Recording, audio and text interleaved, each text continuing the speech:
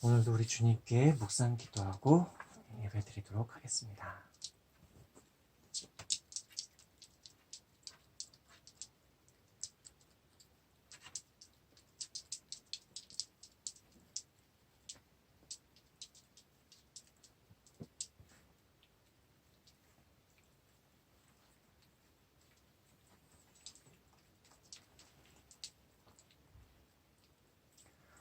좋으신 아버지 하나님, 오늘도 이 아침에 아버지 앞에 나와 예배하게 하여 주시니 감사합니다.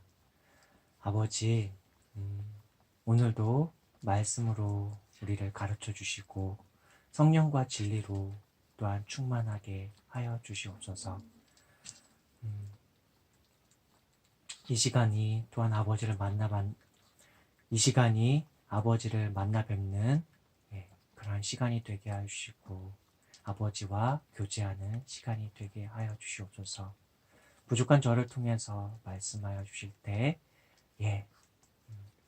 그 가운데서 또 아버지를 만나는 일이 있게 하여 주시옵소서. 감사드리오며 예수님의 이름으로 기도드립니다. 아멘. 네, 오늘은 창세기 15장 말씀을 함께 묵상하고 나누도록 하겠습니다. 창세기 15장 1절. 이후에 여호와의 말씀이 환상 중에 아브라함에게 임하여 이르시되 아브라함아 두려워하지 말라. 나는 너의 방패요 너의 지극히 큰 상급이니라. 아브라함이 이르되 주 여호와여 무엇을 내게 주시려 하나이까. 나는 자식이 없사오니 나의 상속자는 이 다메섹 사람 엘리에셀이니이다. 아브라함이 또 이르되 주께서 내게 씨를 주지 아니하셨으니 내 집에서 길린 자가 내 상속자가 될 것이니이다.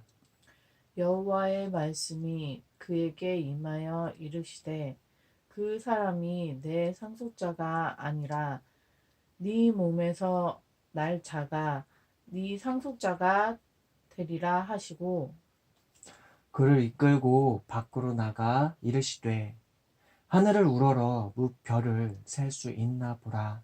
또 그에게 이르시되 너의 자손이 이와 같으리라. 아브라함이 여호와를 믿으니 여호와께서 이를 그의 의로 여기시고 또 그에게 이르시되 나는 이 땅을 너에게 주어 소유를 삼게 하려고 너를 갈대아인의 우르에서 이끌어낸 여호와이니라.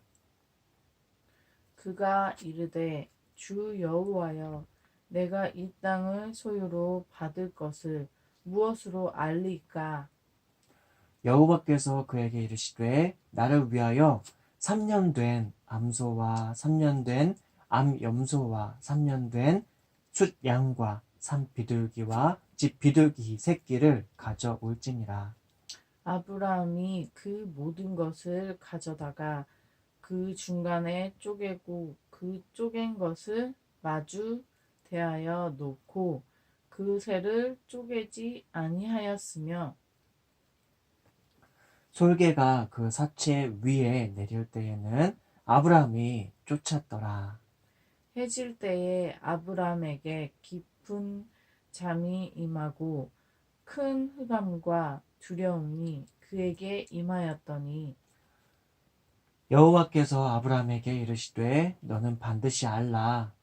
너의 자손이 이방에서 객이 되어 그들을 섬기겠고 그들은 400년 동안 너의 자손을 괴롭히리니 그들이 섬기는 나라를 내가 징벌할지며 그 후에 네 자손이 큰 재물을 이끌고 나오리라.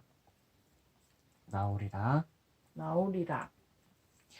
너는 장수하다가 평안히 조상에게로 돌아가 장사될 것이요. 네 자손은 사대 만에 이 땅으로 돌아오리니 이는 아무리 족속이 제약이 아직 가득 차지 아니함이니라 아니라 하시더니 해가 져서 어두울 때에 연기 나는 화로가 보이며 타는 횃불이 쪼갠 고기 사이로 지나더라. 그날에 여호와께서 아브람과 더불어 언약을 세워 이르시되 내가 이 땅을 애굽 강에서부터 그 큰 강 유브라데까지 네 자손에게 주노니 곧 겐 족속과 그니스 족속과 감몬 족속과 헷 족속과 브리스 족속과 르바 족속과 아모리 족속과 가나안 족속과 기르가스 족속과 여부스 족속의 땅이니라 하셨더라. 15장 말씀 쭉 읽어봤는데 말씀 어떤 내용들이 있었나요?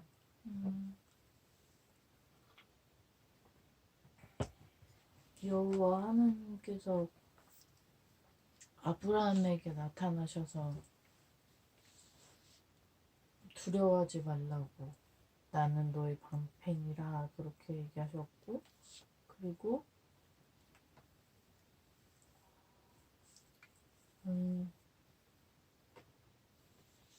여호와 하나님께서 아브라함에게 자식을 주겠다고 얘기하셨어요. 언약을 하셨어요. 네. 그리고 아브라함에게 땅을 주시겠다고 얘기하셨고 자손에게도 땅을 주시겠다고 얘기를 하셨어요. 그 내용인 것 같아요. 네.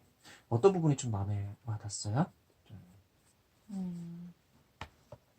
그 어제랑 이어지는 맥락으로 그 나는 너의 방패요라고 했던 부분하고 그리고 중간에 그 여호와께서 그 제물로 뭐 3년 된 뭔가를 갖고 오라고 했잖아요. 암소랑 뭐 염소랑 그건 좀 궁금해요. 왜 3년 된 암소와 염소인지 왜 3년이 꽂혔어요 또? 왜 모르겠어요. 3년? 그냥 왜 3년일까? 일단 3년 된 소가 가장 건강하고 뭐랄까요? 가장 건강하고 어떤 좋은 상태는 걸로 알고 있어요. 네. 그 소가 성장하는 거랑 동물들이 짐승 성장하는 거 있어서 너무 어리면 또 그렇고 너무 나이가 들어도 좀 문제가 있으니까 한 3년 된 소가 적당하지 않았을까라고 그냥 그 정도로 생각하면 될 것 같아요. 중요한 건 아니니까. 가인과 아벨 거기서는 첫 양의 새끼를 바쳤잖아요. 그래서 궁금했던 거예요. 아, 가인과 그때는 그랬는데 지금은 또 3년 된 뭔가를 하려고 하니까 그 3년 된 걔네들로 인해서 자식이 생기는 건가? 그 의식이 그래서 그런 건가? 그러니까 의미가 있는 건가 싶어.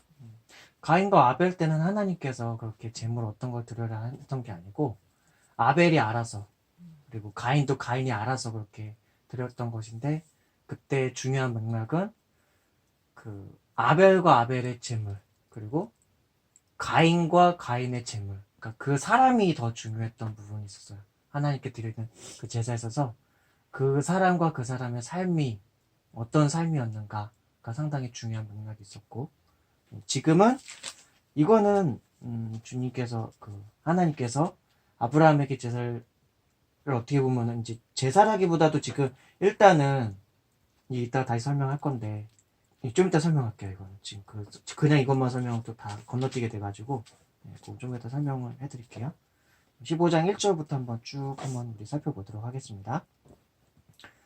이후에 여호와의 말씀이 환상 중에 아브라함에게 임하여 이르시되 이후에 그쵸? 이 이후에가 언제예요? 그 아브라함이 거기 엘람 왕이랑 그러니까 강대국의 4개의 왕들에게서 이제 롯을 데리고 오고 모든 재산을 다 빼앗아 온 후에 그러니까 되찾아온 후에 일이죠. 되찾아왔는데 멜기세덱에게서는 축복을 받았고 그러나 소돔의 왕에게로부터는 약간 천대받는 듯한, 예, 오히려 도와주고도 천대를 받는 것 같은 그런 상황.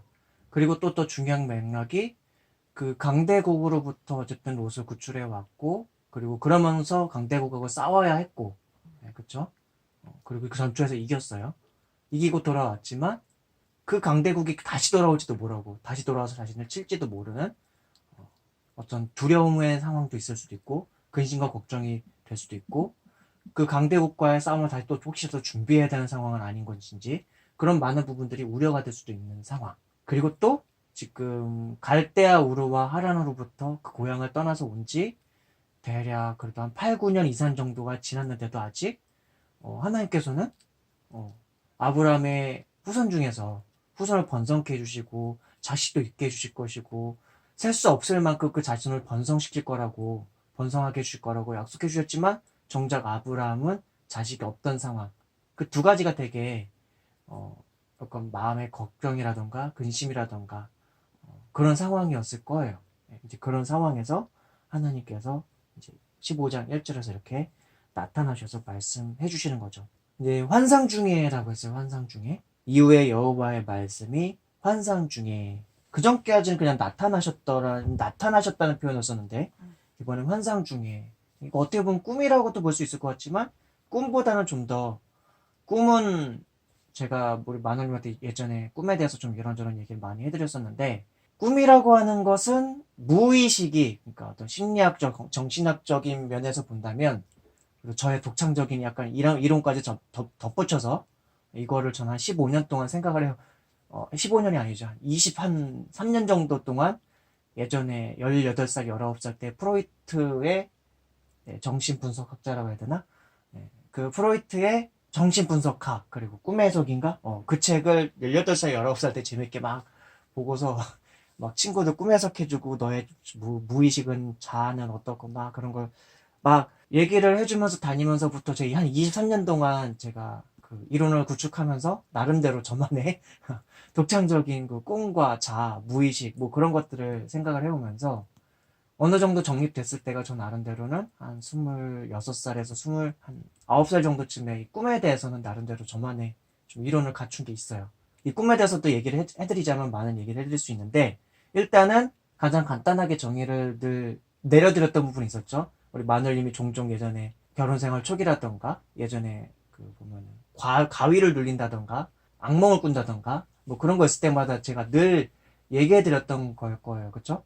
그게 뭐였냐면은 꿈은 우리의 생각 중에 하나다. 근데 우리의 생각인데 잠을 잘 때 일어나는 생각이기 때문에 평상시에 우리가 살아가는 동안은 생각이 우리가 의식적으로 의지적으로 내는 생각이 있고, 평상시 일상생활을 할 때 아무런 우리의 의지나 우리의 뜻한 바도 없이 그냥 불현듯이 막 떠오르는 생각들이 있어요.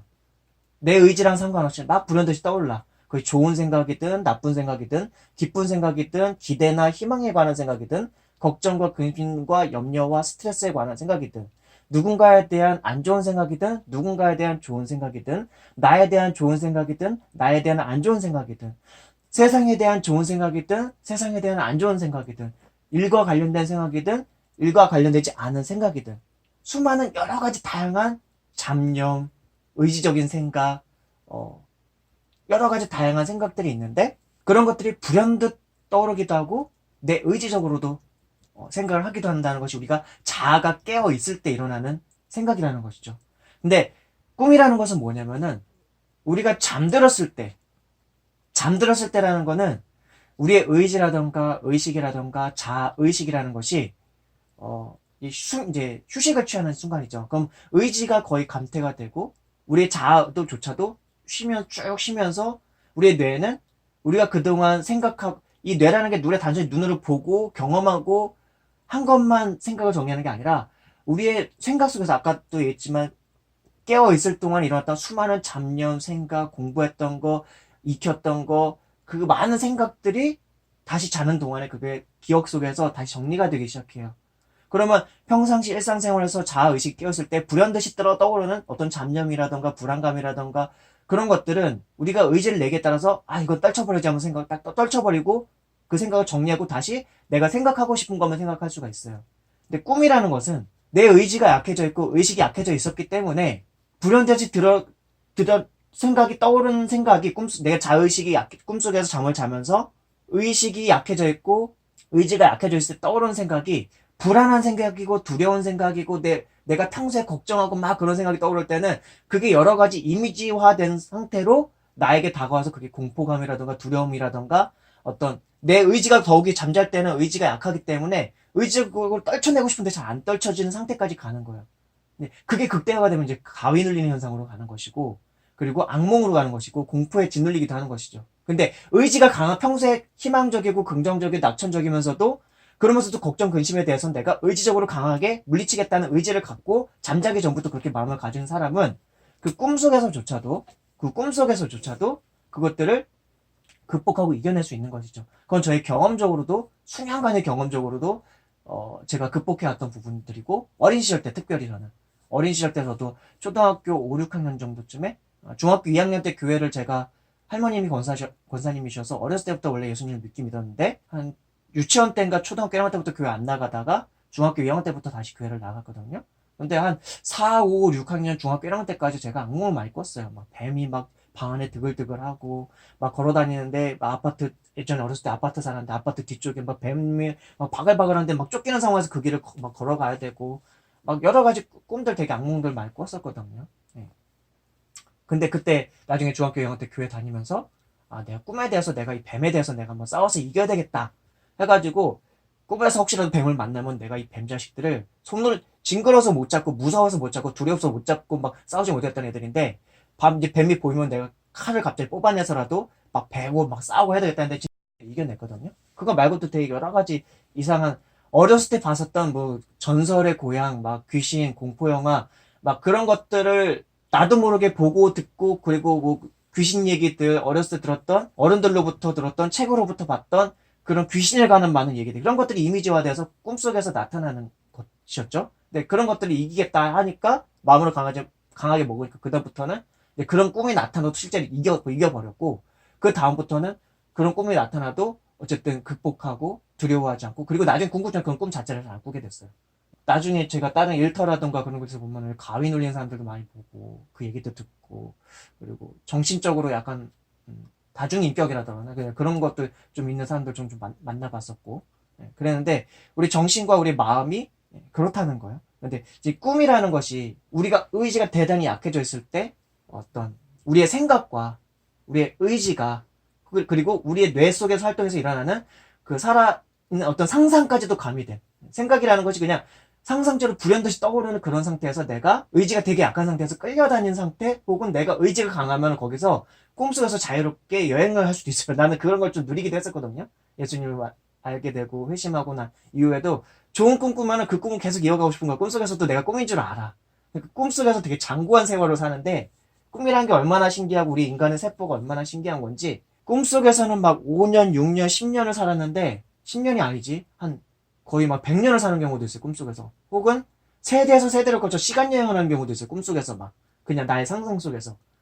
한 5,000년도 살기도 하고 몇백 년을 살았는데 잠을 깨보면 그게 5분도 안 지난 거야. 실제로.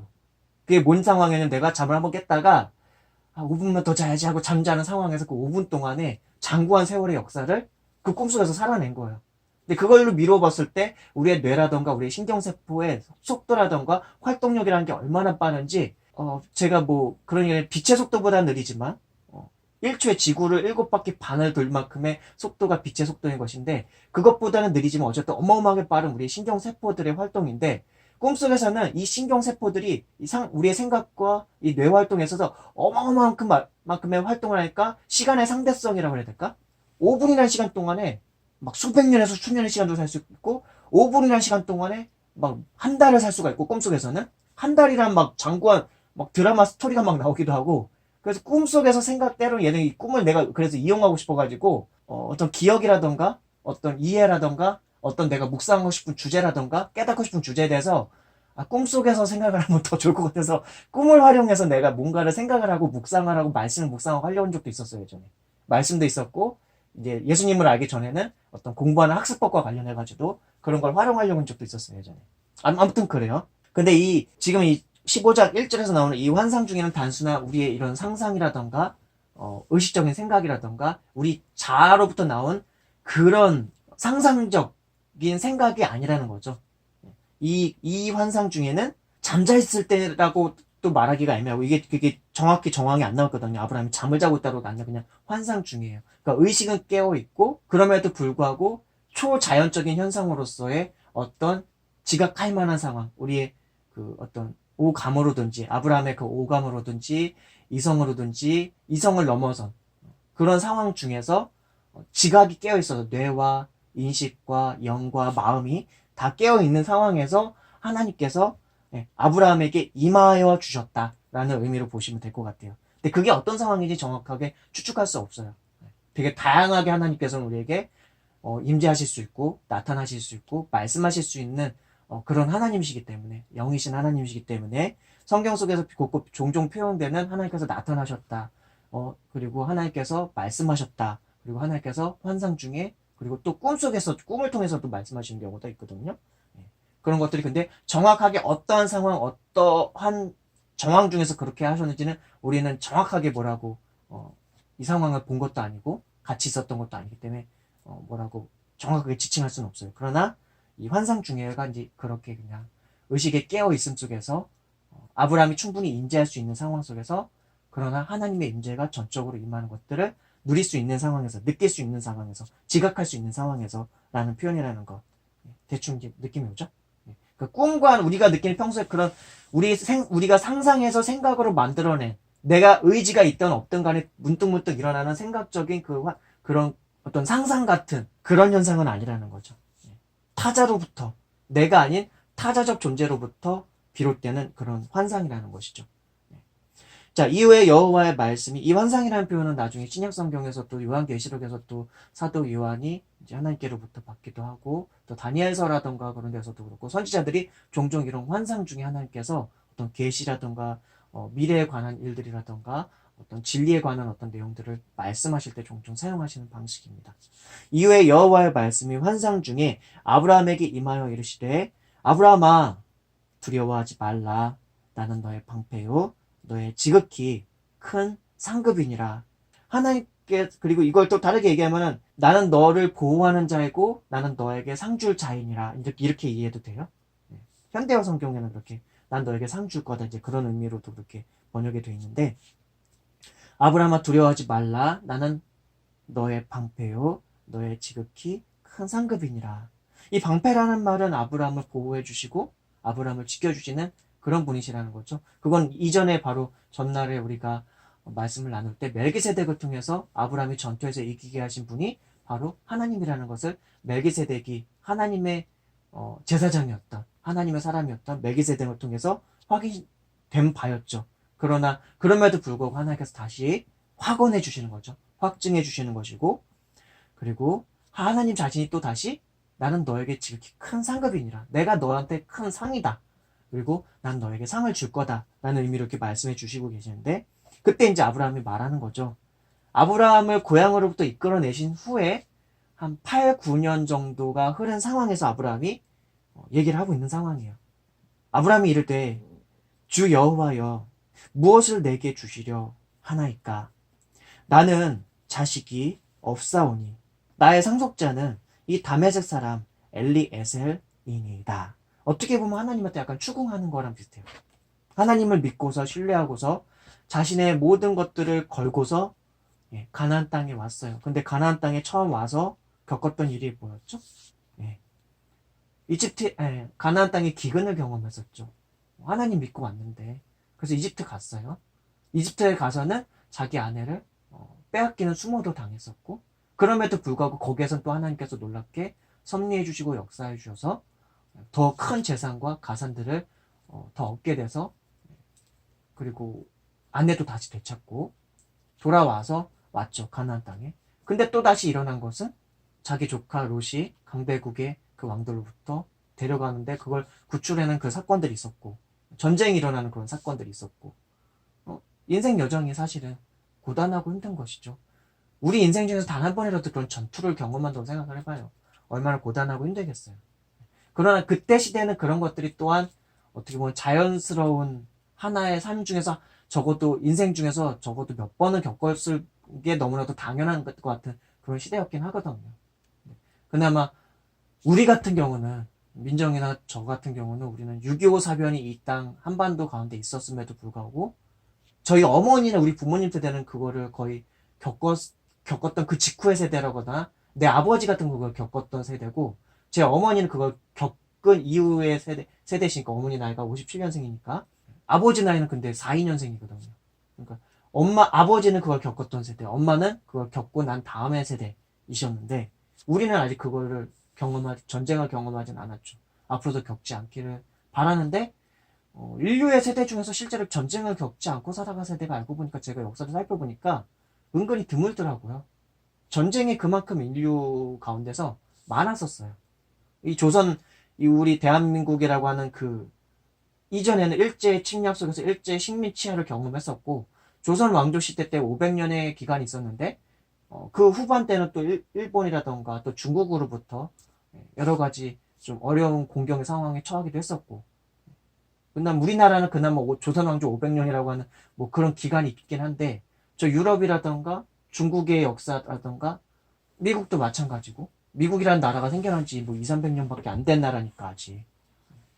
그러니까 전쟁이라는 것이 없었던 시대가 인류가 살아오는 동안에 한 인간이 평생 살아가면서 전쟁이라는 걸 안 경험하고 살아가기가 은근히 더 적은 수적으로 보면 전쟁을 경험하지 않은 세대가 훨씬 더 적은 인류의 역사를 보면 거의 다 전쟁을 늘 치르면서 살아가고 있었던 인류가 더 많았던 그거였더라고요. 어쨌든 아브라함의 삶도 그렇게 고단한 삶이었다는 것이죠. 그래서 아브라함이 다시 묻는 거죠. 하나님, 무엇을 내게 주시려 하나이까? 이제 자식에 대해서 얘기를 하는 거예요, 사실은. 아브라함이 여기까지 오는 동안에 한 1200명 가까이 되는 일가를 이룰 만큼 어쨌든 부와 어떤 명망에다가 전투력에다가 어떤 삶을 생존하고 살아가는 데서는 더할 수 없을 만큼 이제는 약간 그 당시 가나안 지방에선 거의 이건희만큼이나 어떻게 보면은 부자가 된 것 같아요. 부자도 됐고 번영했던 것 같고 그리고 군사력에 있어서도 이제 적어도 저 메소포타미아의 강대국조차도 함부로 어쩌지 못할 만큼 그렇게끔 됐으니까 이제 그 한 인간이 어떤 부라던가 안정이란 걸 취하게 되면 항상 그 자손, 자기를 닮은 내 피를 가진 후손을 정말 기대하게 되거든요. 그러니까 아브라함이 말하는 게 이제 하나님께 대해서 하나님께서 방패라고 말씀해 주셨으니까 자신이 그러니까 나의 안이나 안전이나 그런 건 이제 걱정 안 하는데 왜 하나님 아직 8, 9년이 지나도록 나의 자식이 없는 겁니까? 라고 이제 묻는 거죠. 아브라함이 이르되 주 여호와여 무엇을 내게 주시려 하나이까? 나는 자식이 없사오니 나의 상속자는 이 다메섹 사람 엘리에셀이니이다.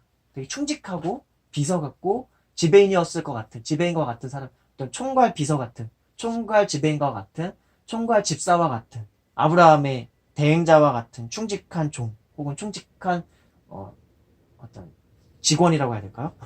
그 엘리에셀밖에 없다 그거예요. 자기가 죽고 나면은 이 가업은 이 엘리에셀이 다 물려받게 될 겁니다. 라는 것이죠. 예. 다음 절 말씀에서 보면은 아브라함이 또 이르되 주께서 내게 씨를 주지 아니하셨으니 내 집에서 길린 자가 내 상속자가 될 것이니이다. 이제 어떻게 보면 약간 원망도 섞여 있는 거예요. 그리고 그래요.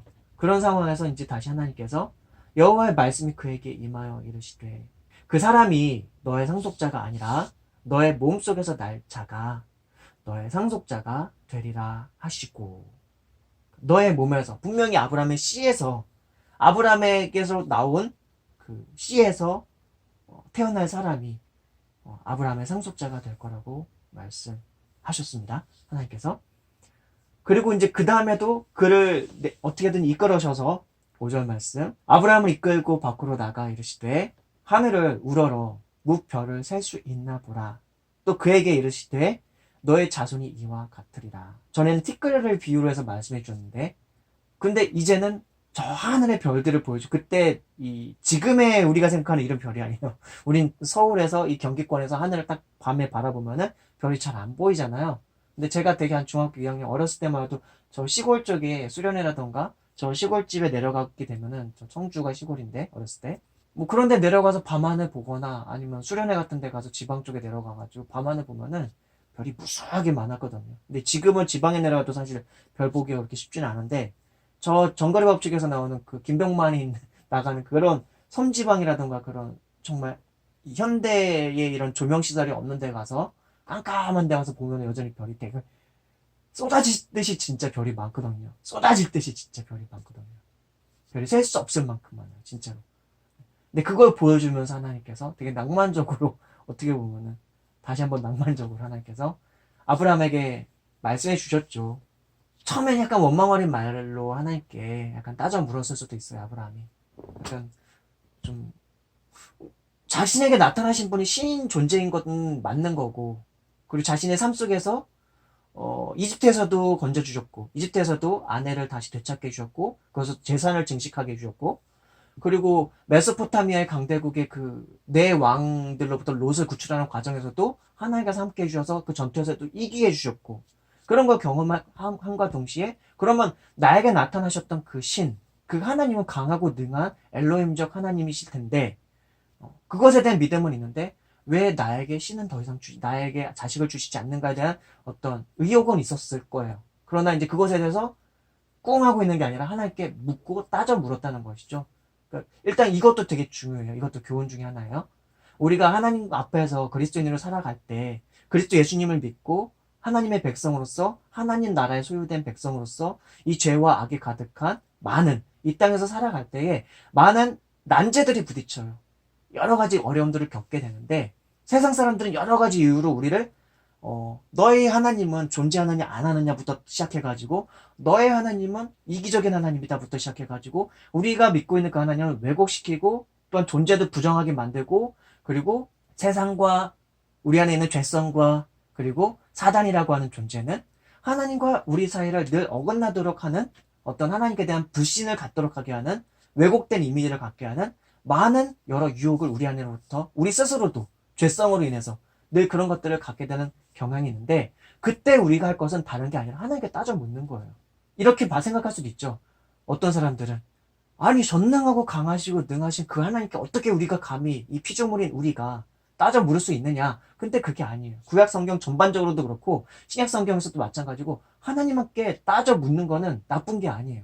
그러나 다만 그건 있죠. 또 우리 인간적인 부모님으로부터 자랄 때 우리가 종종 부모님의 부당한 어떤 처사라던가 혹은 우리의 고집된 어떤 성정을 해서 막 대들고 막 화내고 막 그런 경우도 우리 사춘기 시절이라든가 어린 시절이라든가 자라오면서도 종종 있었잖아요. 근데 그런 오만하고 불순하고 교만한 자세로 그런 건 아니고 정직하고 진실한 마음으로 어떤 의문 나는 상황이나 그런 것들을 하나님께 대놓고 물어볼 수 있다는 것이죠. 알아볼 수 있다는 것이죠. 그러고 나서 기다리면 되는 것이죠.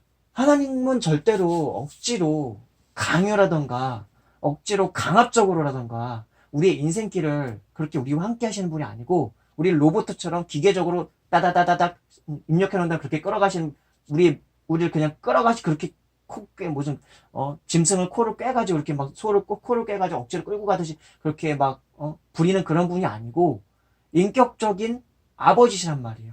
우리의 부모님조차도 우리를 그렇게 대하지 않는데 인간의 아버지이고 인간의 부모인 우리의 엄마 아버지도 그렇게 우리를 대하지 않으시잖아요. 그렇죠? 근데 그런 부모와 아버지라도 엄마와 아버지라도 죄악한 죄인의 인간인 부모들이에요. 근데 그런 연약하고 죄악한 인간의 부모들일지라도 하나님께서 일반 은총적으로 주신 그 부성과 모성에 있어서 우리를 대할 때 인격적으로 대하고 어찌하든 사랑으로 대하려는 게 일반적인 대다수의 한 그래도 90% 이상 되는 부모들이 보이는 태도란 말이죠. 근데 하물며 우리 인간 부모들에게 모성과 부성을 하나님의 사랑의 본질을 따라 일반 은총적으로 우리에게 주신 그 사랑의 근본이신 그 우리의 진정한 아버지 되신 그 하나님은 어떠하겠느냐 그 말이라는 거죠. 그 하나님은 우리의 어떤 기도라도 다 들으실 수 있는 분이시고 어떠한 기도라도 다 받으실 수 있는 분이에요. 다만 그 기도를 때로는 우리가 기복적으로 구할 때도 있고 때로는 우리가 우리의 이기적인 욕망을 담아서 기도할 때가 있지만 그런 것을 들어주신다는 의미는 아니에요. 그런 것들을 다 하나님께서 요청에 부응하신다는 말은 아니란 말이죠. 그런 기도도 들으실 수 있으나 가장 선하신 우리 아버지께서는 그런 기도조차도 오히려 우리를 변화시키는 방식으로서 다시 우리와 함께 하시면서 우리에게 온전한 응답을 주신다는 얘기죠.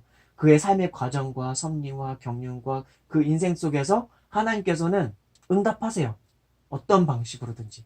다만 우리가 우리 방식으로 자꾸만 이기적인 욕망으로서 집착하고 욕심을 내어서 하나님이 주시는 응답에 대해서 외면을 하고 눈을 돌리고 그 하나님의 음성을 듣지 않으려 하고 하나님의 바르고 때로는 가혹하다 싶은 꾸짖음과 징계도 듣지 않으려고 하고 선한 아버지고 선한 부모니까 회초리도 들 수 있어요. 그러나 이제 미국이라든가 오늘날의 민주주의라든가 아이에 대한 어떤 복지라든가 뭐 그런 거에 있어서 정책적으로 이제는 아이를 회초리 때리면 미국 같은 나라에서는 폭력으로 간주해가지고 그것도 이제 경찰서 갈 만한 일이 돼버렸는데 성경에서 말하는 것은 사실 아이를 훈육할 때 회초리도 들 수 있다.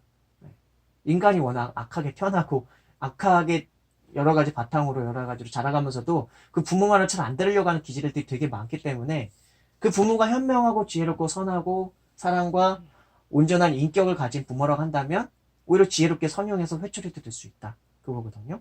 근데 제가 말씀드리는 게 아브라함이 하나님께 이렇게 따져 물었던 이거 혹은 불신의 마음도 솔직히 있었지만 그럼에도 불구하고 하나님을 믿기 때문에 다시 한번 따져 묻는 거예요.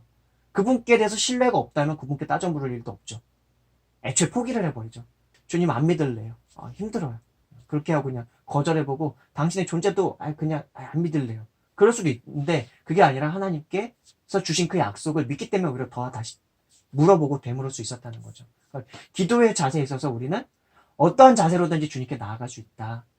어떠한 자세로든지 어떠한 태도로든지 어떤 모습으로든지 나갈 수 있다. 다만 한 가지는 믿어야 된다. 그분이 선하시고 신실하신 분이고 그분이 약속하시고 그분께서 우리를 정말 사랑하신다는 그것만큼은 믿고 나가야 된다. 근데 그렇게 그런 것을 믿는 사람은 어떻게 오만 불선하게 하나님께 기도하고 오만 불선하게 하나님께 말할 수 있겠냐 이 말이죠. 제가 회심할 때도 제 회심하는 과정에 대해서 많은게 또 제가 말씀드린 적이 있지만 그 과정 중에서도 제가 기도할 때 후반부였는지 하나님께 울면서 막 약간 좀 뭐랄까 원망하듯이 하나님께 기도한 거였지만 그 초반 내용은 다 회개였거든요. 어린 시절부터 이제 교회를 어쨌든 다녔기 때문에 회개가 중요하다는 건 어느 정도 알고 있어가지고 내가 잘못했던 거 뭐 그런 거 다 말씀드리고 그러고 나서 저에게 나타나 주시면 어쩌고 막 하면서 그 얘기할 때는 또 많으니까 얘기할 거리가. 근데 저도 기도할 때 하나님 앞에 어떻게 원망 어린 마음으로 그렇게 다 얘기했는데 다 구하고 했는데 저에게 응답해 주셨죠. 하나님은 그런 분이세요.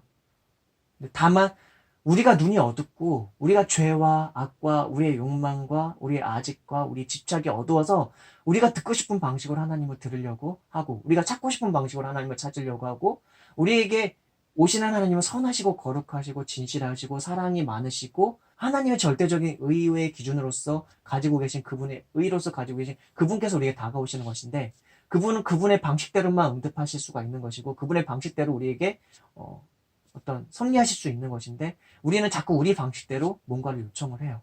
근데 우리 방식대로 안 되면 하나님 안 계신 거 아닙니까? 이런 식으로 해버리고 하나님 도대체 뭡니까? 따져 묻기 시작하고 그런 거라는 거죠.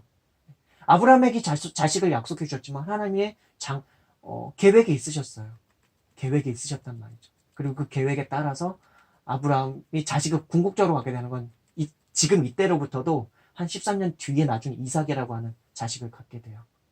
이때가 지금 한 85세에서 84세, 83세 정도 됐을 텐데 86세쯤에 한 이스마엘이라고 하는 자식을 갖게 되는데 그 자식은 아브람과 사레의 차에서 태어난 자식이 아니라 아브람의 종인 이집트에서 얻은 종 하갈이라고 하는 애굽 사람 출신 이집트 사람 출신인 그 하갈로부터 태어나게 되는 자식이 이스마엘이에요. 나중에 그건 다음 장에서 나올 거예요. 다음 장이고 다다음 장이고 다음 장에서 나올 거예요. 아브라함이 하나님 말을 들은 게 아니라 자기 아내인 사레의 말을 들어서 태어나게 되는 자식이 이스마엘이에요. 마치 아담과 하와의 그 사건에서 하나님께서 선악과를 먹지 말라고 아담에게 얘기했는데 하와가 선악과를 먹고서 자기가 사랑하고 하나님께서 주신 그 여자가 그 선악과를 주니까 아담이 그거를 먹어서 범죄했던 것처럼 아브라함에게 분명히 하나님께서 너의 씨로 너에게 씨가 너에게 있는 그 씨로 말미암아 번성케 될 것이고 그렇게 될 거라는 걸 말씀해 주셨는데 아브라함은 마치 아담이 범죄했던 그 상황과 비슷하게 사레가 말하는 데 따라서 해요. 사레가 나중에 이제 내게 자식이 없으니까 저 여종이라도 당신이 데려가서 자식을 얻어라 하니까 아브라함이 그대로 그냥 아내 말 듣고 아내한테 순종을 또 하거든요. 근데 그 사건을 계기로 해서 나중에 13년을 더 기다려야 돼요. 아브라함. 이 사건을 계기로 해서 이삭이 태어나기까지 13년이 더 걸립니다.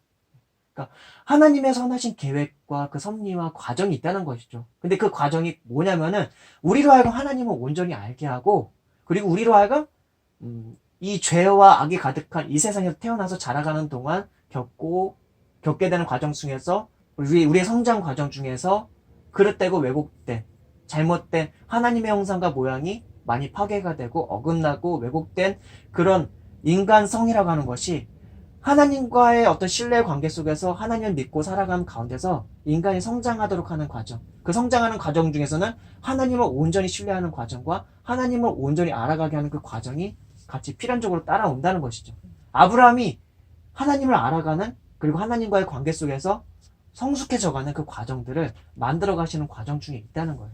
본래 하나님께서 말씀하신 대로라면 그냥 가나안 땅에 와가지고 애가 낳아가지고 벌써 이삭이 태어나가지고 해야 되는 건데, 가나안 땅에서 기근도 겪게 하시고 이집트로 피난도 갔다가 거기에서 자기 인간적인 방식대로 아내도 자기 누이라고 속여도 받다가, 그런데도 불구하고 하나님께서는 네가 복의 근원이고 너가 자체가 복이라고 했으니까 그런 인간적인 불온한 자세가 있다 할지라도 그에게 복을 주셔서 오히려 이집트 왕과 그 나라에 대한 어떻게 보면 약간 재앙 같은 것도 허락하시기도 하고, 거기 가산과 재산을 얻어서 돌아오게도 하시고, 전투에서는 승리했다 하기도 하시고, 그 궁극적으로 가나안 땅 그 지역에서는 가장 어떻게 보면 명망과 재산과 힘과 그런 것까지 다 얻게 하시고, 그런 가운데서 하나님이 어떠한 분이신지를 전능한 하나님이시라는 분이라는 것과 그분의 입으로부터 나온 말, 그분이 말씀하신 그 약속은 신실하게 이루어 가시는 그런 하나님이시라는 것, 거기까지도 알게 하는 과정들이 있었다는 것이죠. 아브라함은 그런 우리 인간이라는 존재는 그렇게 경험을 통하지 않으면 알기가 어려운 존재니까. 일단 또 더 가도록 하겠습니다. 그래서 하나님께서 아브라함을 이끌고 밖으로 나가 이르시되 하늘을 우러러 무별을 셀 수 있나 보라. 또 그에게 이르시되 너의 자손이 이와 같으리라. 아브라함이 여호와를 믿으니, 이렇게 하나님께서 말씀해 주셨는데 아브라함이 그 하나님의 말씀을 믿은 거예요. 믿었어요. 왜냐면 그 전에 창세기 13장 16절에서 보면은 내가 너의 자손이 땅의 티끌 같게 하리니 사람이 땅의 티끌을 능히 셀 수 있으신데 너의 자손도 세리라. 이것도 얼마나 낭만적인 거예요. 땅의 티끌을 가지고 그 자손에 대해서 얘기를 하시면서 이렇게 말씀해 주셨던 거죠. 근데 그 말씀이 지금 8년, 9년 동안 이루어지지 않고 있단 말이에요. 8, 9년 동안. 그럼 이번에 말씀해 주셨을 때 안 믿을 수도 있는 거예요. 아, 하나님, 왜 말만 하시고, 당장 좀 되게 급한 사람의 경우는. 그럴 수도 있죠. 우리들, 오늘날의 현대 그리스도인들이나 기독교인들이라고, 그리고 역사적으로 있었던 많은, 크리스찬들이, 우리가 하나님께 기도하는 방식이 때로는 그렇게 급한 방식으로 기도드린다는 것이죠. 하나님께 내가 바라고 구하는 것들을 막 구한 다음에 언제 응답해 주시나, 언제 그것들을 하나님께서 이뤄주시나, 내가 원하는 그것들을 언제 나에게 선물로 주시나, 막 그런 방식으로 기도한다는 것이죠. 근데 그게 아니라는 것이죠. 그런 기도는 잘못된 기도고, 우리 기도는 나중에 한번 기도란 주제를 가지고 제가 말씀드리겠지만, 기도는 하나님께 뭔가를 막 선물로 구하고 막 그런 게 아니에요. 사실은 하나님과 교제이고 하나님을 알아감 속에서의 어떤 소통이고, 그리고 궁극적으로는 우리가 하나님을 닮아가는 과정에 이르기 위한 하나님께서 우리에게 허락하신 의사소통의 방식이다. 하나님을 닮아가도록 하기 위한 방편으로서 주신 의사소통의 방식이다. 하나님의 선의 근본이시고 무한하신 선의 많은 형상과 모양과 다채로운 하나님의 안에 있는 선과 의와 사랑의 다채로운 모습들이 있는데, 그런 다채롭고 아름답고 무한하신 모습들의 하나하나의 면들을 우리가 하나님께 기도하면서 하나님을 배워가고 하나님을 느껴가고 누려가고 알아가면서 하나님을 닮아가는 과정 속에 있는 의사소통의 과정이다. 이게 제가 설명드릴 수 있는 기도의 간략한 정의예요. 하나님을 닮아가고 하나님을 알아가고 하나님과 교제하면서 모든 선과 의와 사랑과 온전함의 근본이신데, 그 온전함과 사랑과 의와 거룩은 무한할 만큼의 다채로운 모습이 있어요. 하나님이시니까. 우리의 죄와 악이 여러 가지 다양한 양상과 모양과 그 크기가 무한할 정도로 우리 인간 안에 있는 죄와 악의 다양한 모습들은 정말 무한할 만큼 커요. 인간이 악하고자 하면은 얼마나 악해질 수가 있는지가 끝도 없이 나올 만큼의 그 악의 형상과 죄의 모양과 죄의 여러 가지 다채로운 인격의 모습들이라는 것을 어마어마하게 커요. 이 한 사람의 이 조그마한 이 인간 안에서도. 근데 무한하신 하나님 안에서의 그 사랑과 의와 거룩과 온전함이라고 하는 것은 너무나 다채롭고 너무나 영원하고 너무나 무궁하다는 것이죠. 근데 그런 하나님과 소통하는 게 기도고, 그런 하나님과 소통할 수 있는 통로서 기도를 주신 것은 우리에게 하나님 앞에 자꾸만 뭐 구해라 구해라 그렇게 하기 위함이 아니라, 그거는 그럼에도 불구하고 하나님께서는 그런 기도조차도 하나님께서 들어주셔서 우리의 바람과 우리의 구함과 우리가 또한 선한 것을 구하기도 하고 우리에게 때론 필요한 것들을 구할 때는 하나님께서 그런 것들을 응답해 주시기도 하시지만, 궁극적으로 우리에게 기도를 하나님과 소통할 수 있는 통로를 허락하신 것은 하나님처럼 온전하고 아름다운 것들을 우리한테 깃들게 하셔서 우리로 하여금 하나님을 닮은 사람으로서, 하나님만큼 온전한 사람으로서 인간성, 하나님께서 본래 하나님의 형상과 모양을 따라 지어주신 그 참된 인간성을 가지고 이 창조세계 피조세계 속에서, 이 창조세계 피조세계 또 하나님의 영광과 하나님을 닮은 속성들이 막 창조세계 속에 다 발현되어 있어요. 그런 것들 속에서 그것들과 함께 조화롭게 누리면서 살아가도록 하기 위해서 우리를 그렇게 주어주셨기 때문에, 일단 교제라는 것 자체는 그 교제 자체가 서로를 알아가고 서로를 기뻐하고 서로 소통하면서 서로 함께하는 그것 자체로도 좋은 거기 때문에, 우정을 서로 누리는 그것이 교제이고 사랑을 누리는 그것이 교제이기 때문에 하나님께서 우리와 교제하시고 우리를 친구로 삼아주셨고 그런 것들이 다 있는 것인데, 그래서 기도를 우리에게 그렇게 주셨던 거라는 것이죠. 그러니까 기도의 바른 자세라는 것, 그것은 오늘날의 그 기복적인 신앙으로서 막 수능을 앞둔 그 부모가 자식을 위해서 하나님 우리 자식 높은 대학에 붙을 수 있도록 뭐 여러 가지 그런 것들을 구하는 것이라던가, 아니면 부자가 되게 해주시오라던가, 뭐 여러 가지 우리 안에 있는 여러 가지 욕망을 투여한 바람이라던가 수많은 바람의 양상들을 다 그렇게 구하는 것, 그게 단순한 기도가 아니라는 것이죠. 사실 그런 것들을 구하는 것은 내가 하나님처럼 온전하게 살 수 있도록 하나님 일용할 양식을 구하듯이 우리에게 필요한 여러 가지 것들을 우리가 하나님 사람답게 살 수 있도록 하기 위한 방편으로서 그런 것들을 구하는 것이지, 하지만 그때조차도 그런 부분에 대해서조차도 예수님께서 말씀하신 게, 너희는 드레핀 백합화를 봐라, 공중에 나는 새를 봐라, 그런 것들 다 아무것도 안 해도 사실 하나님께서 다 먹이시고 입히시지 않느냐. 먼저 그의 나라와 의를 구해라. 그리하면 너에게 그 모든 것들을 더하시리라. 우리가 하나님께 구할 것은 하나님의 나라와 하나님의 뜻, 하나님의 의를 먼저 구하라는 거예요. 그것을 구하라는 거예요. 그게 기도의 사실 주된 주제이고 내용이어야 해요. 하나님의 나라가 무엇인가, 그것을 알도록 구하고, 그것이 내 안에 이루어지고 우리가 살고 있는 이 피조 세계에 이루어지기를 구하고, 하나님의 뜻이 하늘에서 이루어진 것 같이 땅에서도 이루어지기를 구하라. 그러시라고 한 거예요. 그게 사실은 그 과정 중에서 우리가 하나님을 닮아감 있고, 그 과정 중에서 하나님을 알아감 있고, 그 과정 중에서 하나님과의 온전한 소통이 있고, 하나님께서 바라시는 게 이 죄와 악으로 일그러지고 어그러져서 저 아담의 그 타락 사건 이후로 이 인류사라고 하는 것은 죄와 악으로 얼그러지고 일그러진 뒤덮인 그 인류사인데, 그 가운데서 이제 그리스도 예수님을 보내셔서 하나님께서 본래 원하셨던 것은 하나님의 나라가 원래 창조 순간부터 온 우주와 온 세계가 하나님의 나라요, 하나님의 뜻과 의지로 가득한 세상인데, 그것이 다시 회복되기 위해서 그리스도 예수님께서 오신 것이니까 우리도 그 안에서 그것을 누리며 살아가는 것이 복된 것이니까, 맨날 우리가 인간 세상에서 자라서 인간 문화와 죄악된 성정을 따라 자라면서 보고 듣고 경험하는 속에서 우리가 복이라고 생각하는 것들을 늘 구하는 그것이 진짜 복이 아니라, 하나님의 나라와 하나님의 뜻을 구하는 것이 진짜 복이니까 그것을 구하라고 하시는 거예요. 우리가 어린 시절부터 자라면서 우리가 보고 듣고 접하면서 좋다고 하는 것들이 뭐예요? 우리가 지금도 언론 매체들에서 보여주고 들려주고 하는 그 모든 것들이 진짜 복이고 진짜 재앙이냐, 그 말이에요. 김정은의 북핵이라던가 핵이라던가 그것들이 진짜 그렇게 엄청난 재앙이냐, 그것도 생각해 볼 수가 있어요. 다 사실은 공포심을 불여넣기 위해서 언론과 그 세력들이, 물론 그 공포스러운 일일 수도 있겠죠. 그러나 김정은 자신은 전혀 그걸 두려워하지도 않고, 핵에 대해서 되게 쇼면 쇼일 가능성이 되게 높고, 트럼프와 김정은과 시진핑과 열강의 제국주의자들이 언론 매체에서 떠들어대고 있는 그런 어떤 안보와 국가 그런 안위와 관련된 막 공포심을 떠들어대면서 공포심을 막 부추기면서 막 떠들어대는 그런 시끌벅적한 뉴스들, 그리고 경제 상황과 관련해서 경제가 위기다 막 하면서 시끌벅적 떠들어대는 그런 뉴스들, 사실은 경제 위기가 아니라 그걸 부추겨가지고 뭔가를 어떤 이익을 취하려고 하는 그 뒤에 세력들이 있죠. TV 대중매체에서 보여주는 많은 환타지들, 희망적인 요소들, 우리가 뭔가를 얻으면 좋은 집, 좋은 차, 그리고 좋은 직업, 그리고 좋은 남자, 좋은 여자, 뭐 여러 가지 다양한 그런 것들이 다 진짜 그게 행복을 가져다 주는 그런 거냐 이 말이죠.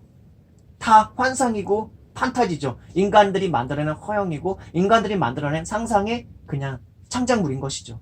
진짜 좋은 여자, 그러니까 일반적으로 생각하는 그런 여자들, 그런 남자들, 그런 재산, 좋은 차, 좋은 집 가졌을 때 진짜 행복했느냐 그 말이죠. 아니죠. 진짜 행복은 사실은 되겠죠.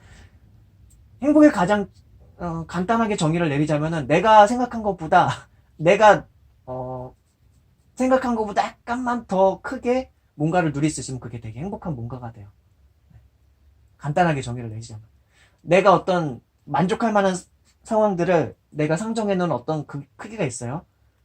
근데 그것보다 약간만 크면 되게 행복해져요, 사실은 사람은. 그래서 제가 늘 주어진 상황에 만족하는 마음이라는 게 되게 중요하다고 했던 것이 주어진 상황에서 만족하고, 그리고 저는 그것도 늘 얘기했잖아요. 우리가 최악의 상황을 늘 가정해놓고 살아가자. 그 최악의 상황일지라도 그것이 나의 삶에서 때로는 당연한 것일 수 있다를 가정해놓고 살자고 얘기를 하잖아요. 그럼 그 최악의 상황이 나에게 당연한 것일 수 있는 상황일 때 거기로부터 약간의 플러스적인 뭔가가 나에게 주어졌을 때 그것을 되게 감사하고 행복하고 즐거운 소소한 소확행의 요소인 거죠. 소소하지만 확실한 행복의 요소가 될 수 있는 것이죠. 그렇죠?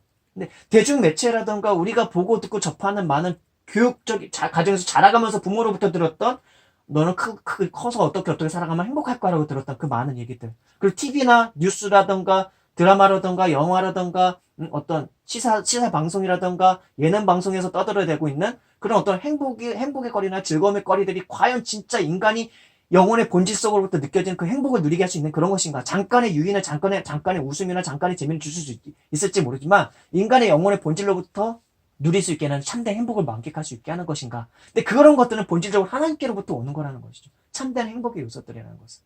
그래서 예수님께서 우리로 하여금 기도할 때 구하라고 했던 것은 먼저 그 나라와 그 의를 구하라. 그게 하나님의 나라와 하나님의 의를 구하는 것인데 그 하나님의 나라와 하나님의 의를 구하는 것은 평생토록 내 마음속에서 찾고 구하고 두드리고 그래서 하나님께로부터 배워가고 알아가는 그 과정 속에서 있는 거예요. 그건 평생토록 주님께 기도드리면서 알아가는 과정 속에서 내 평생의 존재적으로 내가 이르러야 하는 부분이기도 하고 존재적으로 또한 누리기도 해야 하는 부분이기도 하고 그런 거예요. 그런 것입니다.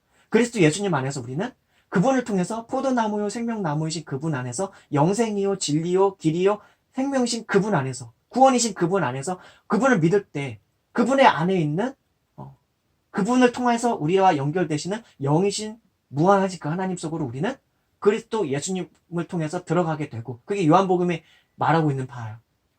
영생이시요. 그리고 다른 복음서에서 말하고 있는 바가 하나님의 나라요. 우리 믿음을 통해 가지고 죄악을 미워하고 그 죄악으로부터 돌이켜서 그리스도 예수님을 통해서 하나님께 이르고자 하는 그 믿음을 통해서 그리스도 예수님을 통해서 하나님께 나아가고자 하는 그 믿음을 통해서 우리는 하나님과 연결되고 하나님이 우리 안에 우리가 하나님 안에 그렇게 거할 수 있도록 그리스도 예수님께서 대제사장적 기도로 요한복음 17장에서 그렇게 하나님께 또한 기도드렸어요. 하나님께 기도드렸던 그 기도 내용이 그거거든요. 아버지께서 제 안에 있고 제가 아버지 안에 있는 것처럼 저들도 우리 안에 있어. 하나가 되게 하옵소서. 그게 예수님께서 이렇게 기도드렸던 거예요. 우리가 그러한 존재적으로서 살아가도록 하기 위해서 예수님께서 오셨던 것이거든요. 우린 그걸 누리고 있는 사람이고. 어쨌든 그래요. 지금 아브라함의 어떤 하나님께 요청했던 그런 내용들과 관련해서 기도란 내용을 말하면서 기도가 어떠한 것인가를 다시 한번 또 깊이 설명을 드리는 거죠. 전에도 한번 기도에 대해서 제가 좀 말씀드린 적이 있었던 것 같은데 그것과는 또 다른 차원에서 또 다른 얘기를 또 말씀드린 거예요. 그러니까 기도라는 걸 그때도 말씀드렸지만 어마어마하게 다양한 주제를 가지고 이 기도를 풀어갈 수가 있어요. 기도에 대해서 설명드릴 수 있고 기도에 대해서 말씀드릴 수가 있는데 짧은 시간으로도 부족하고 그걸 정리하는 것도 사실 힘들고 책을 언젠가 한번 써야 될 거예요. 그 주제를 가지고 써야 될 것이고 근데 전에 그래서 기도에 대해서 제가 우리 마늘님한테 알려드릴 때 좀 쉽게 알려드리기 위해서 그 사귐의 기도라는 김영봉 목사님께서 쓰신 그 책을 마늘님 읽으신 적 있었죠? 그렇죠? 한 3, 4년 됐을 거예요. 그래서 그렇죠? 그래서 그래도 그거라도 읽어가지고 기도할 때 어느 정도 하나님 앞에 그래도 온전한 기도를 드릴 수 있게, 그리고 그 이후에는 나중에 또 복음도 듣게 되고, 그렇게 하나님을 아는 지식이, 하나님을 온전히 아는 지식이 풍성해질수록 기도도 더 풍성해질 수밖에 없어요. 왜냐면 하나님을 서로가 우리가 잘 알 때 대화도 더 풍성해지고, 그 깊은 신뢰 속에서, 소통 속에서 우리가 대화를 하고 교제를 나눌 수 있는 것처럼 기도라는 게 그렇거든요. 온전한 암과 온전한 신뢰와 온전한 사랑이 깊어질수록 그 기도는, 그 교제는 더 풍성해질 수밖에 없는 거죠. 온 마음으로 하나가 되고 온 마음으로 일치를 누리게 되는 그런 기도가 될 수밖에 없게 되는 것이죠.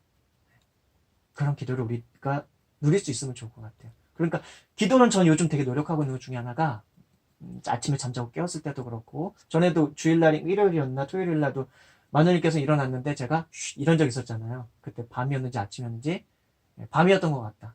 밤이었는지 모르겠다. 그때 한 1시간 동안인가 넘게, 아마 그 이후로도 제가 더 이상 말을 안 했던, 그때 제가 기도하고 있을 때요.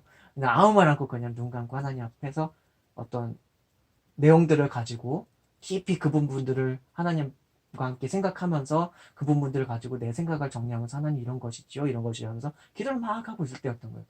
그러니까 제가 요즘 노력하고 있는 것 중에 하나는 거의 모든 나의 깨어있는 시간 모두를 기도할 수 있었으면 좋겠다. 그 기도를 하면 그럼 다른 일을 어떻게 하느냐? 다른 일을 하면서도 기도한다는 얘기죠. 다른 일을 하면서도. 그 모든 일들 속에서도 하나님과 같이 소통하면서 교제하면서 그 모든 것들의 과정들을 하나님께 맡기고 의뢰하면서 나는 그렇게 일들을 꾸려가겠다 하는 거죠. 그래서 뭔가 작업을 하다가 침대에서 쉴 때도 하나님께 마음으로, 소리도 꼭 내지 않아도 돼요. 마음으로, 마음속에서 언어가 마음속의 언어로 말할 수 있기 때문에, 마음속의 말로 말할 수 있기 때문에 그렇게 기도를 하고 마음속으로 계속 쉬면서 또 말해요. 근데 쉴 때도 너무 뇌가 자꾸만 돌아가니까 너무 피곤해가지고, 그때는 너무 뇌가, 오늘도 저는 한 3시쯤에 일어났는데 더 자고 싶었지만 일단 깨어서 오늘 말씀 나눌 것들에 대해서 또 기도를 또 드리고 그랬었죠. 예, 그랬었죠. 어쨌든 기도를 하는 것도 뇌의 활동을 동반하는 것이기 때문에 되게 오래 하면 피곤하긴 해요. 생각을 계속 하는 거기 때문에. 그럼 그럴 때는 주님, 주님 생각조차도 안 하고 좀 쉬겠습니다. 주님 하면 그때는 그냥 아무 생각도 안 하고 그냥 가만히 쉬는 거예요. 그때는.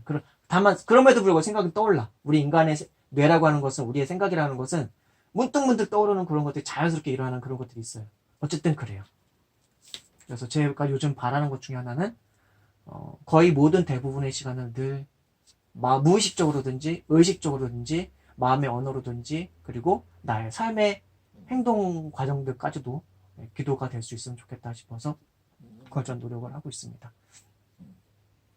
자, 그래요. 5절부터 다시 볼게요. 그를 이끌고 밖으로 나가 이르시되 하늘을 우러러 무별을 셀 수 있나 보라. 또 그에게 이르시되 너의 자손이 이와 같으리라. 이렇게 하나님께서 말씀해 주셨는데, 아브라함이 여호와를 믿으니 여호와께서 이를 그의 의로 여기시고, 그러니까 하나님께서 의로 여기시는 그 포인트가 무엇이었느냐를 되게 깊이 생각해 보면 좋아요. 이게 나중에 신약에서도 이 하나님께서 아브라함이 믿었던 이것을 의로 여기시는 이것의 본을 따라서 우리가 그리스도 예수님을 믿으면 하나님께서 의롭게 우리를 봐주시는 그 사상이 나오기 시작해요. 그걸 이신칭이라고 하는데, 믿음으로 말미암아 의롭다함을 받는다는 사상이에요. 이 교리의 되게 가장 근본이 되는 교리 중에 하나고요. 기독교 신앙에 있어서. 아브라함에게 뭔가 많은 것들을 요구하신 게 하나님 없고, 하나님께서 아브라함에게 약속과 말씀을 주셨을 때 아브라함은 그 하나님의 존재와 하나님께로부터 비롯되는 그 말, 약속, 그걸 믿은 거, 그걸 하나님께서는 의롭다 봐주신 거예요. 그러니까 인간이 하나님께 해드릴 수 있는 게 무엇이 있는가. 이제 저 유튜브에도 제가 한번 올린 적이 있는데, 우리는 하나님의 일을 어떻게 할 수 있을까라는 주제로 제가 유튜브에 내가 올린 적 있어요. 제가 뭐 신앙 일기 같은 형식으로. 그때도 제가 말을 한 바가 있지만, 예수님께 제자들이 우리가 어떻게 하면 하나님의 일을 할 수 있습니까? 라고 예수님께 여쭤봤을 때 예수님께서는 하나님의 보내신 자를 믿는 것이 하나님의 일이니라 라고 말씀하시거든요. 같은 맥락이에요. 아브라함이 하나님께로부터 비롯된 말과 하나님의 존재를 굳게 신뢰하고 그분의 약속이 절대로 이루어질 것이라는 것을 믿은 것, 하나님을 믿어드린 것, 하나님을 신뢰해드린 것, 그것을 하나님께서 의롭다 봐주셨다는 것이죠. 근데 예수님께서도 그 제자들에게 말씀하셨던 게, 하나님께로부터 보냄받은 사람들을 믿는 것이 하나님의 일이니라. 이제 그것에 대해서 유튜브를 나중에 한번 보시면 좋을 것 같고, 마녀님 안 보셨을 거예요, 그거는.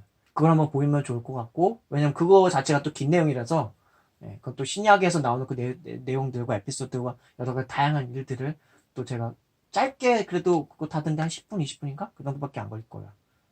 한 3, 40분인가? 하나님께서 우리 인간에게 뭘 그렇게 바랄 게 있으시겠어요, 사실은.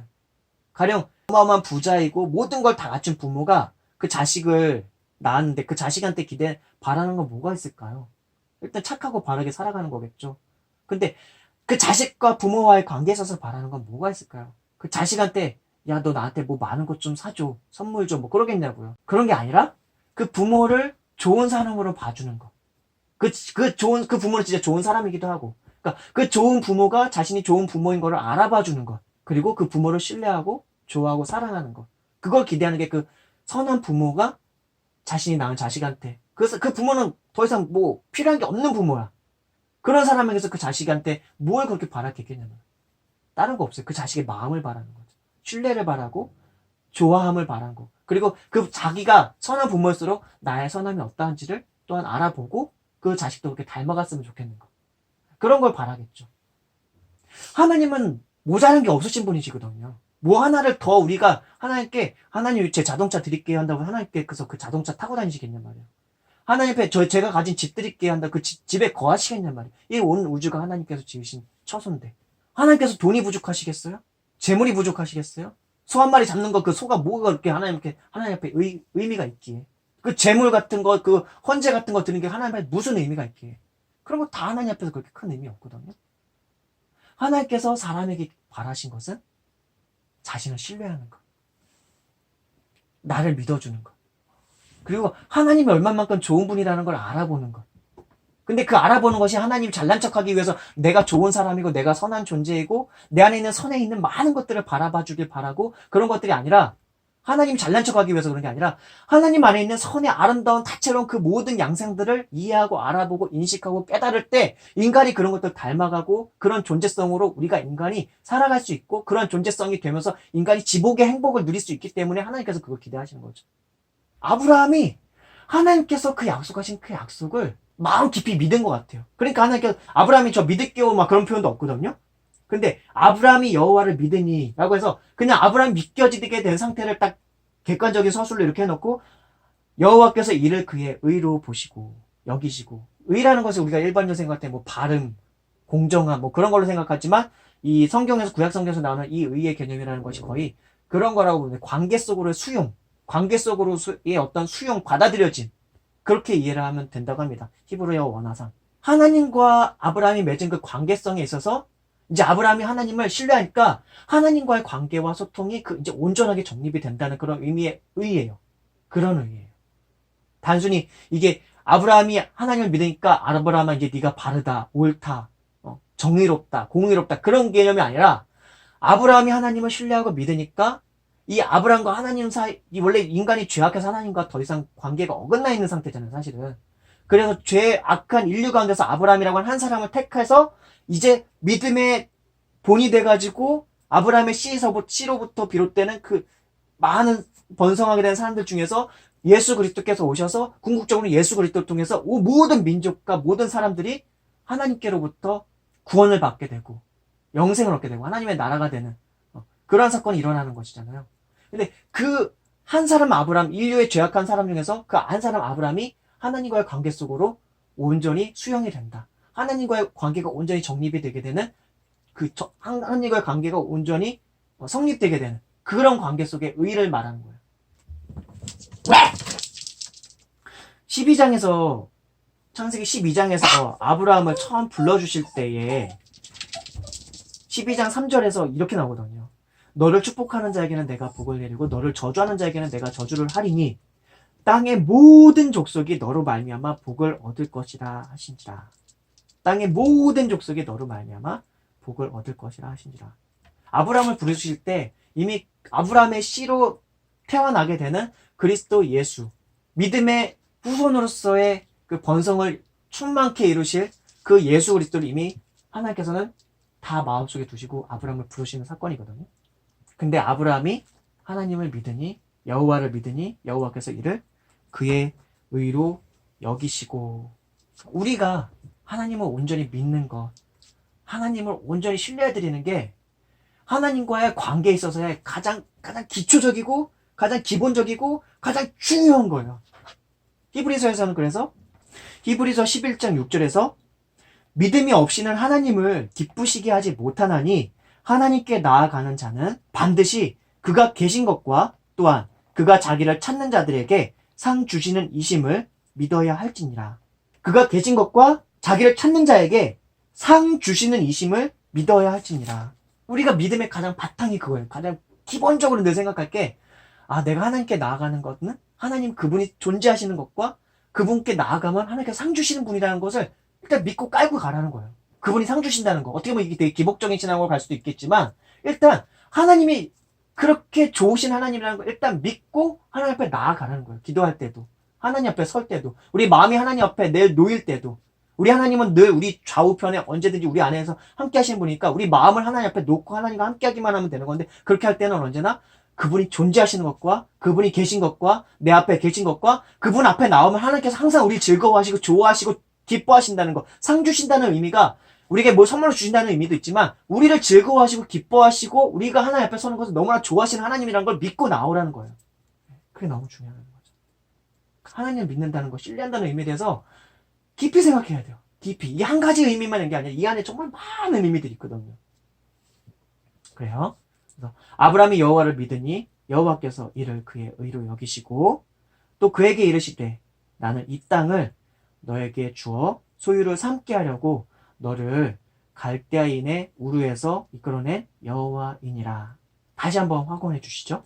하나님께서 다시 한번 갈대아 우르에서 너를 이 땅을 너에게 주려고 널 불러낸 여호와니라라고 다시 말씀해 주시는데, 그때 이제 8절에서 그가 이르되 주 여호와여 내가 이 땅을 소유로 받을 것을 무엇으로 알리까? 라고 또 다시 되물어요.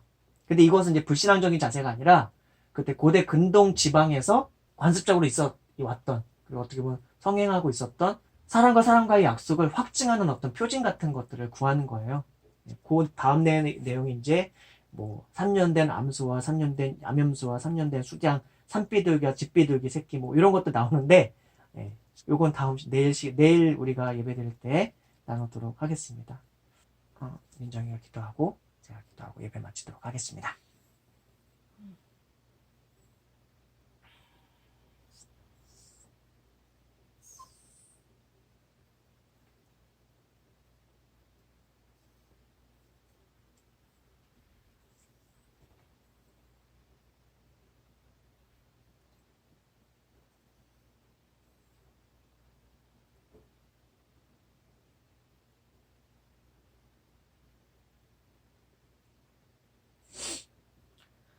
하늘에 계신 우리 아버지 예수님, 오늘도 이렇게 예배 시간을 가졌습니다.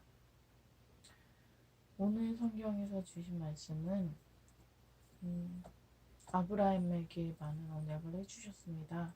그리고 아브라함이 처한 상황을 보시고 하나님께서 직접 나타나신 건 아니지만 환상으로 나타나셔서 두려워하지 말라고 하셨고, 그리고 자기가 방패라고 하셨습니다. 그리고 큰 상을 주리라고 하시면서 말씀을 하셨습니다. 하지만 아브라함의 입장에서는 여호와 하나님께서 자식도 주시겠다고 하셨고 땅도 주시겠다고 하셨지만 아직은 자기에게 나타난 것이 없기 때문에 뭔가 온전하게 믿기보다는 힘들었을 수도 있고 궁금했을 수도 있을 것 같습니다. 하지만 여호와 하나님께서 말씀하셨습니다. 믿고 기다리라고. 믿음으로써 말씀하셨습니다. 아브라함이 그 말씀을 듣고 온전히 믿었을지는 아직 더 배우지 않았기 때문에 모르겠습니다만, 저는 하나님의 말씀을 그리고 기도를 통해서 많이 느꼈기 때문에 압니다. 제가 기도를 하고 구하면 하나님께서는 답을 주셨고 그거를 통해서 저는 안정을 찾고 많은 해답을 얻습니다. 기도를 통해서 그런 많은 것들을 얻는다는 것을 모르는 사람도 많습니다. 물론 예수님을, 하나님을 믿는 사람 중에는, 온전하게 믿는 사람 중에는 알고 있을 겁니다. 하지만 모르는 사람들이 많습니다. 기도가 저도 중요하다는 사실을 잘 몰랐습니다. 하지만 기도에 대한 생각이 바뀌고 기도가 얼마나 중요한 건지를 배웠기 때문에, 그리고 기도를 통해서 제가 얻어간 것들이, 하나님의 은혜들이, 사랑이 많이 느껴졌기 때문에 저는 압니다. 하나님을 믿고 온전히 믿고 기도드리고 그러면 항상 답을 주시는 하나님이시기 때문에 저는 항상 믿습니다. 그리고 올바르게 인도해 주시고 항상 은혜를 베풀어 주십니다. 아브라함도 아마 알 겁니다. 저는 그렇게 믿습니다. 오늘 이렇게 이른 시간에 하나님께 예배를 드리고 찬송가를 드렸습니다. 아직은 미약하지만 제가 노력하는 바가 아직은 얼마 없지만 하나님께서는 아실 거라 믿습니다. 제가 항상 기도드리고 항상 하루를 시작함에 앞서서 하나님께 답을 구하고 질문을 하고 항상 그렇게 살아오고 있기 때문에 하나님께서는 알고 계십니다. 앞으로도 기도를 드릴 것이며 많은 믿음을 가질 것입니다. 하나님께서도 많은 은혜를 주시고 많은 좋은 길로 인도해 주시고 많은 좋은 말씀을 해주십시오. 오늘도 감사합니다. 하늘에 계신 우리 아버지 예수님의 이름으로 기도드렸습니다. 아멘. 아멘. 아버지 감사합니다. 오늘은 특별히 기도와 관련된 내용들을 많이 나누게 되었습니다. 민정이와 저 더 깊은 기도의 사람이 되기를 원하고 우리의 삶이 기도가 되고 우리의 삶의 모든 시간 속에서 마음속에서 늘 아버지와 소통하고 교제하면서 우리의 삶의 모든 것들 속에서 아버지와 함께하는 그런 저희가 되기를 간절히 바랍니다.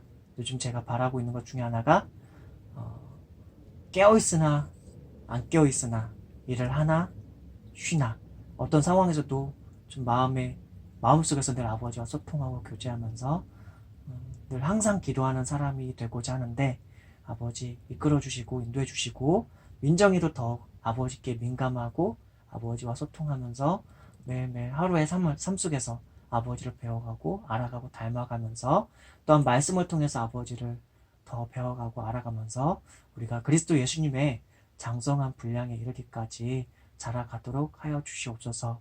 특별히 기도에 있어서 아버지께서는 전 세계의 만유를 온 우주와 전 세계와 온 인류와 아버지의 택하신 사람들과 그리고 죄와 악에 빠져서 살고 있는 긍휼히 여기시는 수많은 사람들이 입간데 아버지 그 모든 사람들까지도 품고 기도할 수 있는 지혜가 저에게 있었으면 좋겠는데 아버지 어떻게 기도할 수 있을지 전 세계에 있는 많은 사람들을 위해서 어떻게 좀 더 구체적으로도 기도드릴 수 있고 구체적으로도 하나님의 마음에 또한 제가 참여할 수 있을지 그런 부분들도 많이 생각하고 있는데 아버지 그 부분에 있어서도 아버지 저에게 더 앞으로 비춰주시고 가르쳐 주셔서